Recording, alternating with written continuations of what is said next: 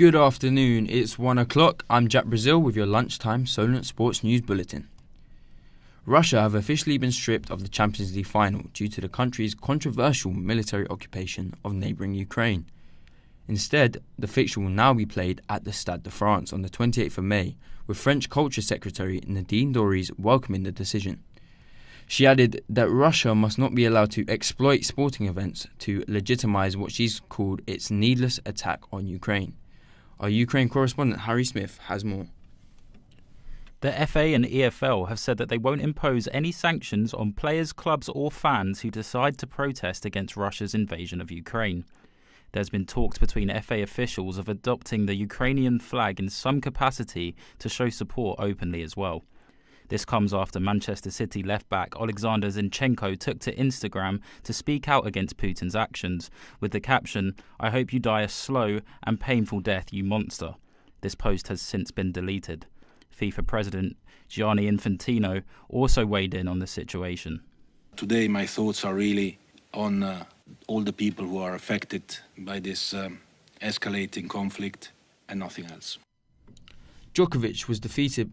Men's tennis has a new world number one as Novak Djokovic's exit at the Dubai Open meant he was overtaken by Russian Daniil Medvedev. Djokovic was defeated by world number 123 Jiri Vesely in straight sets. Medvedev becomes the first player other than Djokovic, Rafael Nadal, Roger Federer or Andy Murray to reach number one since Andy Roddick in 2004. But with his country's recent occupation of Ukraine, Medvedev admitted his mind was elsewhere following his achievement. Definitely a lot of feelings when I woke up.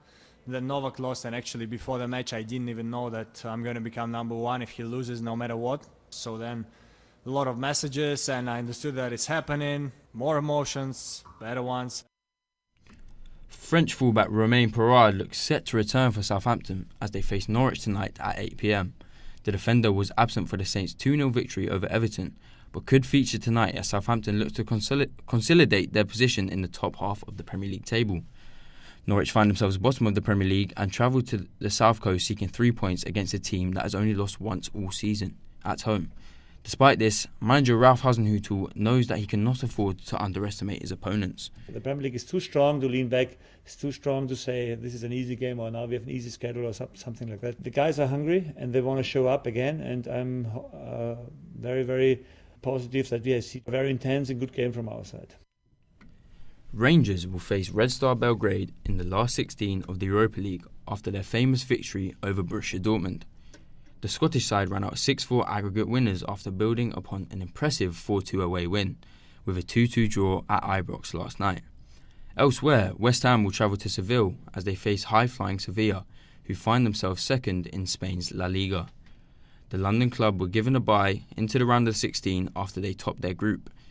In the Conference League, Leicester will face French side Rennes. On to the Six Nations now. England will face Wales tomorrow as Eddie Jones's side look for their second win in a row. Currently, does France travel to Murrayfield to play as tricky Scotland, who want to bounce back from last week's narrow defeat to Ireland. The final fixture this week will see Italy against Ireland as the Italians look for their first win in this year's competition. That's all from us for now. I'll be back in an hour. Thank you, Harry Smith, for joining us today. Remember, you can keep up to date on our website, solentjournalism.co.uk. Goodbye for now.